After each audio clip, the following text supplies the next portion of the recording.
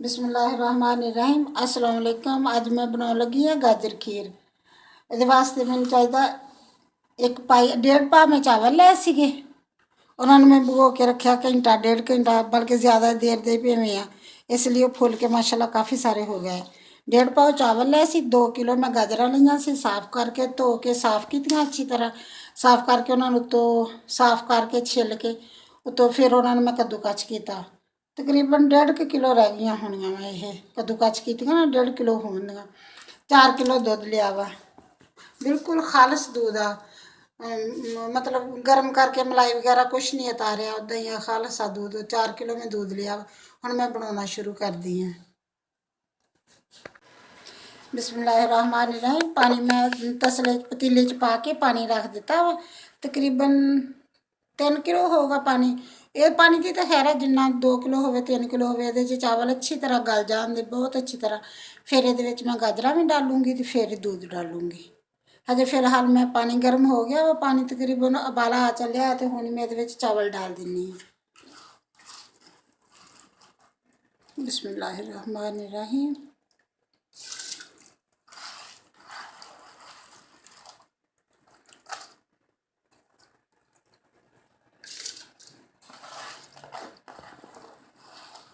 चावल मैं काफ़ी देर से भे के रखे से, इसलिए माशाल्लाह वो हो गया फुल फुल के। एवें लगते जिवें काफ़ी सारे आधा किलो सारे भेवें बनाए होंगे।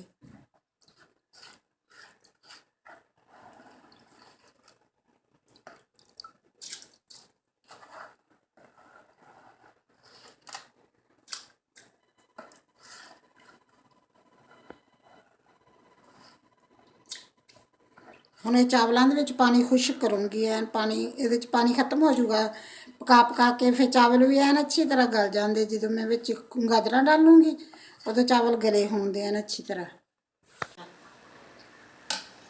बिस्मिल्लाहिर्रहमानिर्रहीम।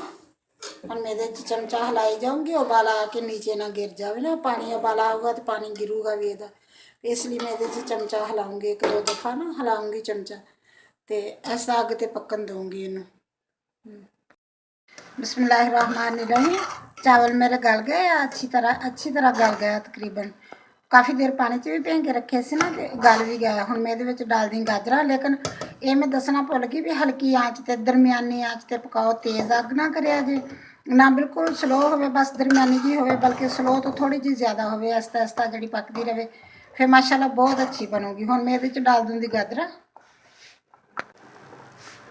बिस्मिल्लाहिर्रहमानिर्रहीम। फिर गाजर का पानी अच्छी तरह खुशक हो जाऊगा। फिर मैं ये डालूँगी दूध।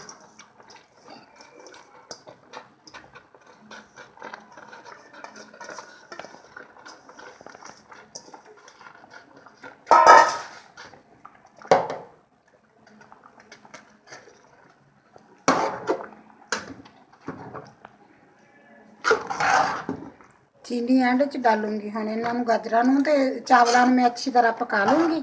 पी लो गाजर का भी पानी है खुशक हो जू, चावलों च भी पानी खुशक हो जूगा।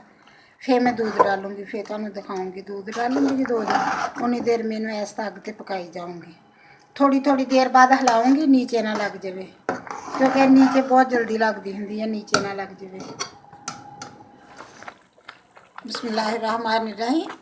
चावल मेरे बिल्कुल गाजर भी गल गई, हम चावल भी गल गए, पानी भी इन्हों थोड़ा हो गया। हुण मैं इन्हों डाल देनी है दूध। दूध के नाल फिर दूध तो बाद फिर इन्होंने आहिस्ता आहिस्ता पकाऊँगी।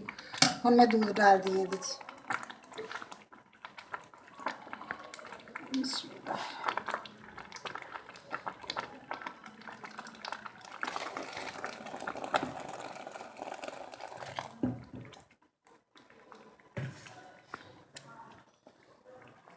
बिस्मिल्लाहिर्रहमानिर्रहीम। सारा नहीं डालूँगी, सारा ज़्यादा वो बल्कि डुल जूगा, उबाला होगा तो नीचे गिर जूगा। फिर इसलिए मैं थोड़ा डालूँगी, फिर आहिस्ता आहिस्ता पकाऊँगी, फिर दूसरा भी डालूँगी। ये मैं दूध ताज़ा सीगा, बिल्कुल ताज़ा सी दूध, इसलिए फिर मैं उन्होंने गर्म किया। लेकिन मलाई वगैरह नहीं आउन दी ना, उदा ही गर्म की गई। उत्ते किसी चीज़ ना हिलाई गई उन्हें चम्मच ना, फिर बिल्कुल मलाई नहीं आई उत्ते, इसलिए मैं गर्म करके विच डालिया दूध ना। ਹੁਣ मैं इन्हू पकाऊंगी फिर बाद ये चीनी डालूंगी जो पक जू थोड़ा जा फिर चीनी डालूंगी। बिस्मिल्लाहिर्रहमानिर्रहीम। मैं पहले जो दूध डालिया सी ना वो हुण तकरीबन काफ़ी सारा पक गया वा और मैं ये दूसरा दूध डाल दी है। बिस्मिल्लाहिर्रहमान।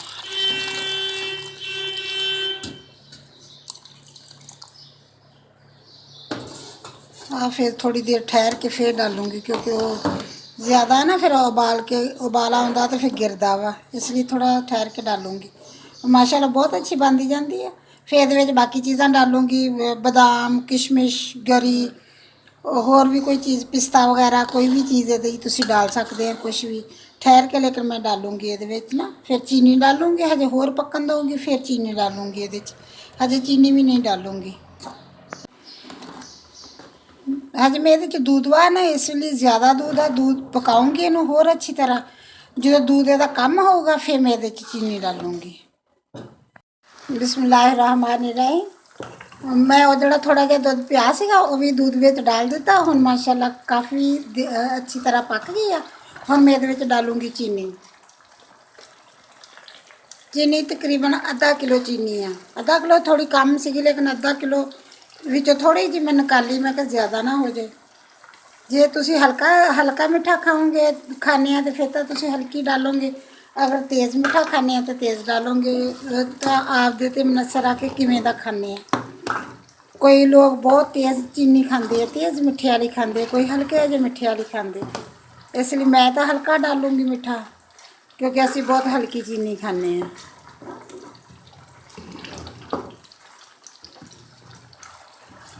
बिस्मिल्लाहिर्रहमानिर्रहीम। चीनी मैं डाल दी सी, हुण पकदी है हुण काफ़ी देर दी, लेकिन हजे थोड़ी जी होर इन्हू पकाऊँगी, 10 मिनट पकाऊँगी होर। फिर माशाल्लाह बनी तो बहुत अच्छी है। चावल बिल्कुल देखो एन अच्छी तरह चावल गल गया विच, माशाल्लाह बहुत अच्छी बनी है। थोड़ी देर हजे होर इन्हू पकाऊँगी, 10 मिनट पकाऊँगी फिर तुहानू दिखाऊँगी 10 मिनट तो बाद। बिस्मिल्लाहिर्रहमानिर्रहीम। खीर मेरी बन के गाजर खीर बन के बिल्कुल तैयार हो गई है। और मैं सजाउण वास्ते उत्ते खोपड़ा कद्दूकश किया वा, बरीक बरीक बदाम कट्टे आ, नाल मेवा थोड़ा जा किशमिश डाली है नाल। बन के बहुत माशाल्लाह मज़े की बनी है, बन के बिल्कुल तैयार हो गई है। अगर मेरी वीडियो पसंद आए लाइक करना, शेयर करना, सब्सक्राइब करना। अल्लाह हाफिज़।